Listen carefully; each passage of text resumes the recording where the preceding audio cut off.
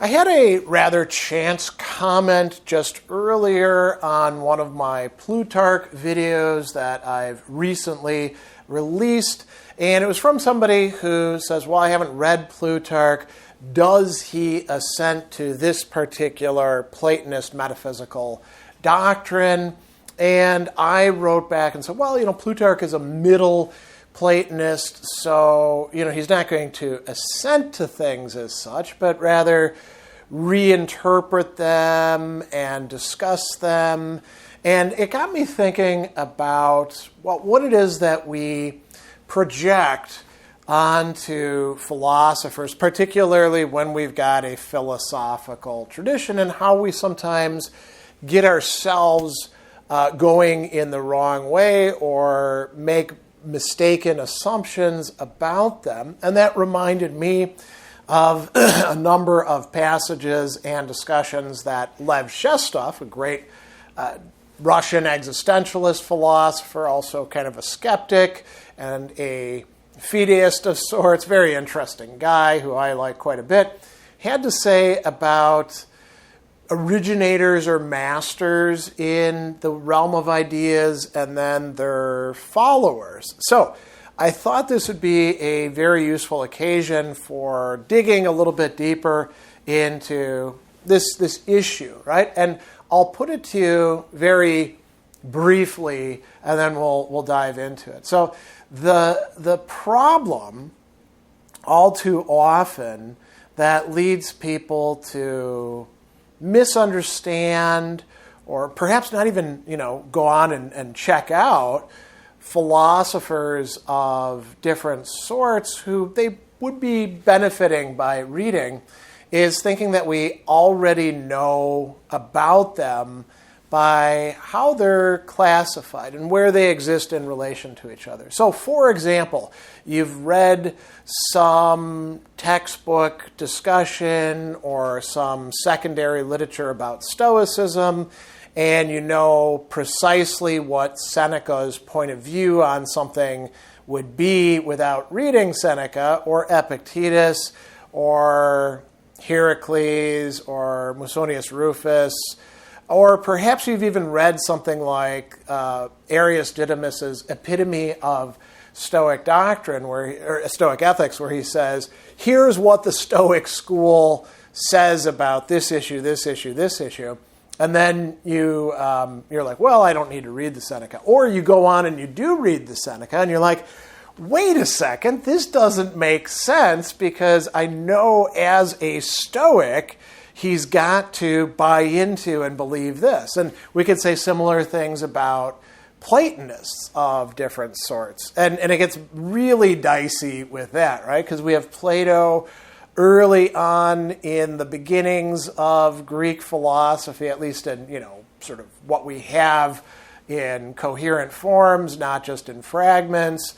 And, he had a school, the Academy, and presumably they were reading the Platonic dialogues as well as all sorts of other works that we don't have anymore, and he was teaching.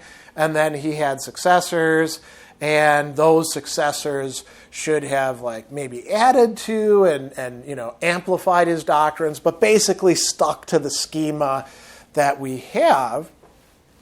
And, there's some truth to that, but when we get to somebody like Plutarch, who's a middle Platonist, Plutarch is really reinterpreting Plato's ideas, but he's doing so in relation to Aristotle and the Stoics and the Epicureans and the skeptics and, issues of his own time.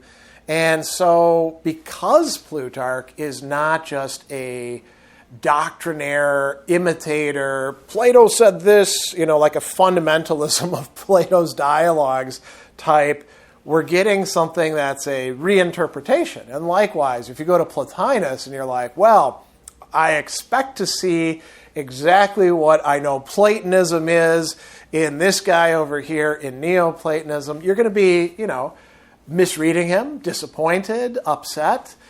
But instead, what we want to recognize is there are coherent traditions, but we can't always predict exactly what they're going to say or think. There may, in fact, for some of them be like, let's call them bedrock orthodoxy propositions. So if you are claiming to be a Stoic and you want to say pleasure is the good and virtue only matters insofar as it leads to pleasure, well, you're not a Stoic. You're an Epicurean or some other kind of hedonist in that case, right? If you're going to be an existentialist, you don't necessarily have to buy into the Sartrean, to be an existentialist means to say that existence precedes essence, because that's very late in the game, and that's Sartre sort of trying to take over the field himself. But if you, are going to make certain claims like the emotions don't matter at all, well, you're probably not going to be an existentialist then, right? So there are some things where we can say, no, this is really central to it. But those tend to be, not that common, and they're not necessarily the ones that are in the textbooks. You're not going to see Plutarch talking an awful lot about the Platonic doctrine of the forms. You'll see him occasionally bringing stuff up like that, but that's not what makes you a Platonist necessarily. And so I wanted to bring up just one passage, and there's multiple ones, about this dynamic that we see going on in the history of ideas and our application of it. So this is from Lev Shestov, and it's his book, All Things Are Possible. He says, theories of sequence and consequence are binding only on the disciples, not upon the masters. Fathers of great ideas tend to be very careless about their progeny, giving very little heed to their future career. The offspring of one and the same philosopher frequently bear such small resemblance to one another, it's impossible to discern the family connection. Conscientious disciples, wasting away under the arduous effort to discover that which does not exist, are brought to despair of their task. Having gotten an inkling of the truth concerning their difficulty, they give up the job forever. They cease their attempt at reconciling glaring contradictions, right? Not all of them necessarily do that. Some of them are like, these things must all fit together. Now, he's talking about you've got an originator of ideas, and it could be Plato, it could be Zeno of Citium starting the Stoic school, or, Chrysippus reinterpreting and expanding things, or it very well could be Seneca, right? Or it could be Nietzsche or Kant or Hegel. Pick whoever you like, David Hume. You've got somebody who's coming up with some, new way of looking at things. And it's interesting, and it's rich, robust. There's lots of, as we say, moving parts all connected together. And then you've got their followers. And some of them might indeed be systematizers. They're like, yeah, this stuff over here is really great. I just got to make it all kind of map onto each other in a coherent way. And we'll, prune it a bit, get rid of the contradictions that are too glaring, too problematic. And then that's what we're going to teach. And that is retrospectively what we make of the originator, the master, as Shestov is talking about there. And it's not to say you can't do that. I mean, he says you're not going to find that coherence you're looking for, and so you're probably going to be disappointed. But people can delude themselves into thinking that they know what an Aristotelian point of view must be, and they ignore all the tensions and sometimes even contradictions between Aristotle's texts because they know what Aristotelianism looks like. And then they read Thomas Aquinas, who's very, very different and incorporating many other people other than Aristotle. And they're like, well, Thomas Aquinas must, as an Aristotelian, believe X, Y, Z. And you're like, well, in point of fact, he doesn't. He believes something quite different and says why he thinks Aristotle got these things wrong. So what do we need to do? Well, there's really two sides to this.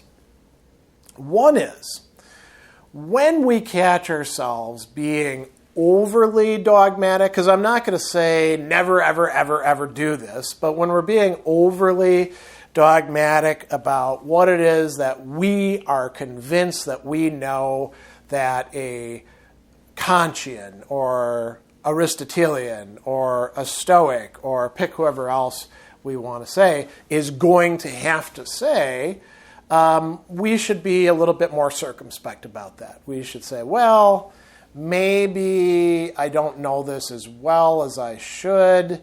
Definitely, if I'm going to make claims about what Nietzsche or Plato would always have to say, I better read off a lot of those thinkers and, think about the connections and tensions and problems that come up. I shouldn't rest content with just summaries that make things simpler and then allow me to put that in my head, because that's probably wrong, right? And then the other part of it is both going backward to the original thinker and then the reinterpreters. Well, like I said with the Plato, we have to actually read it. So if we want to know what Plutarch thinks about something as a Platonist, we have to actually read Plutarch. So I'll give you a prime example of this. Is virtue a mean between two extremes? Well, that's what Aristotle said. That's the Aristotelian tradition about things. Could a Platonist embrace that? That's not there in Plato's works.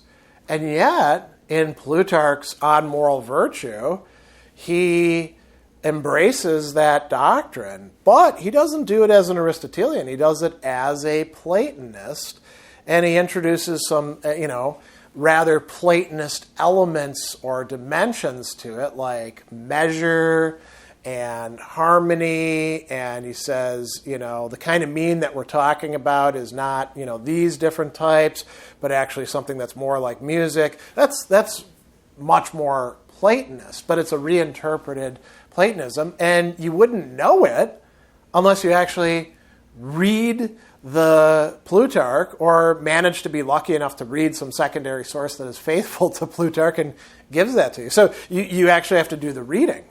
If you want to know what Nietzsche made of Kant, well, you can't just presume, I know what Nietzsche, his point of view is, and I know what Kant looks like, so therefore I can predict it. I'd bet, you've got to actually see what Nietzsche says. So that means that there's no substitute for going to the texts and going to them in a way, I've called it not dogmatic, a way that doesn't presume you already know what you're going to find in the text and allows you to be surprised by it and to say, whoa, what's going on here? Similarly with Stoic philosophy, if you're trying to understand the Stoic doctrine about virtue, namely that there's no intermediary between virtue and vice, and everybody's either wise or foolish, and that there are four cardinal virtues, and each of them has these subordinate virtues under them.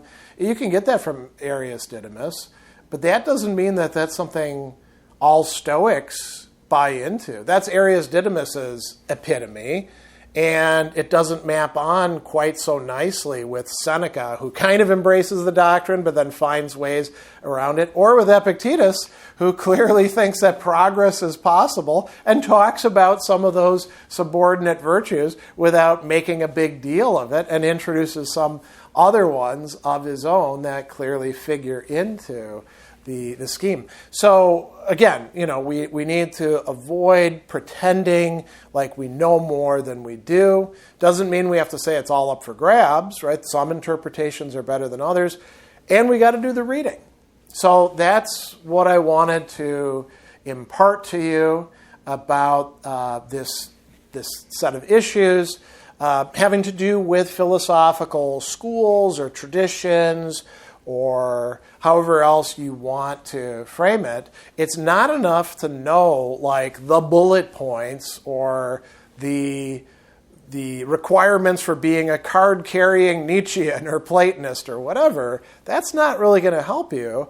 You have to do the work of delving into the text. Doesn't mean you have to read everything, but you've got to make this back and forth engagement with you and the thinkers that you want to understand, and perhaps even talk about coherently with and to other people.